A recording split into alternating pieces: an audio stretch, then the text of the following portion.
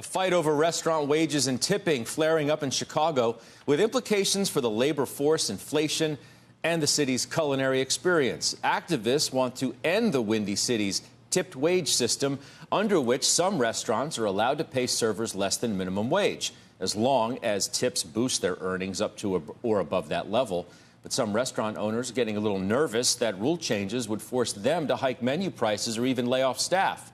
Joining us now to talk about the latest fight in the war over tipping is Scott Wiener. He is co-owner of Chicago's 50/50 restaurant group. Scott, it's good to see you this morning. How nervous are you getting, and what are the prospects you think that this passes?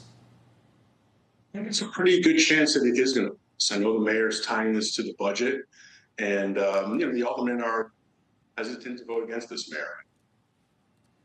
Why is it such a big deal to you if this actually happens? It's happened in another state, obviously, and it's California, and it was many, many years ago. You know, obviously, they're getting by, I guess. What's the big problem here? California is barely getting by. It's not a great place to open up a restaurant. 62%, that's going to be the increase to my front of the house labor.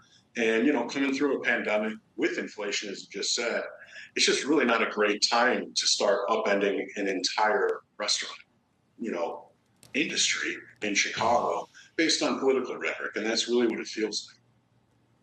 So an employee says, you know what? I just want to be paid the $15.80 per hour rather than have to rely on the generosity of a customer who just may not tip well. What's the problem with that? Well, the reality is that the restaurant's making sure and covering up to the $15.80. And I would suggest that probably 90 to 95% of the tipped employees in Chicago are making well above $20 an hour.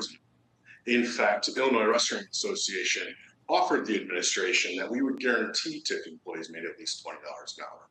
That was rejected, which sort of tells me that this really isn't about wages. And further, where I get nervous is that this is going to bring a lot of restaurants into what's called a service charge model.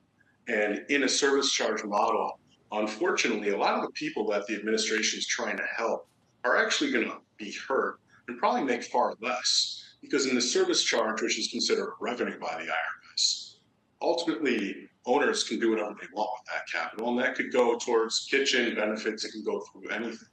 So I don't really think that the city of Chicago's mayor really understands exactly what he's doing right now.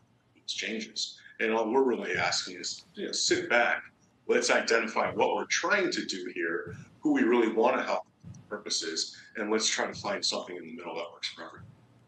Would you consider raising your menu prices if this happened? Well, we've been raising menu prices, and that's been one of the biggest challenges during inflation is the prices go up. We've actually started to bring them down.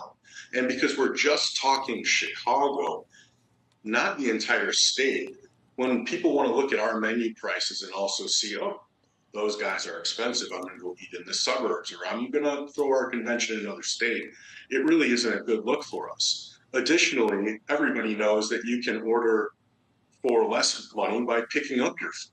So it's not just a one-stop shop, go and raise your prices, because ultimately, I think most people know when they dine out that they're expected to leave a gratuity. And, one way to make sure they do is just add service charge. How's business generally speaking? You have 13 brands, 17 of the locations you have are in Chicago. Just give us a read on how business is at this particular time when we've been talking, as you know, a lot these days about how seemingly strong, the consumer certainly has been, and maybe that's thinning out at least somewhat. But what's your view? What I'm seeing right now is in the neighborhood restaurants, specifically the ones we have where we're family dependent, foot traffic is down. Downtown in the Chicago Loop, especially where businesses are trying to get their people back to work, we're seeing a lot of corporate spending. Tuesday, Wednesday, Thursdays, you think it's boom time. Mondays and Fridays, it's not quite the same downtown. So there's a little bit of everything going on. Ultimately, my group is running flat from last year. We're above in the corporate sort of private event spending world, and we're down in foot traffic, especially with families.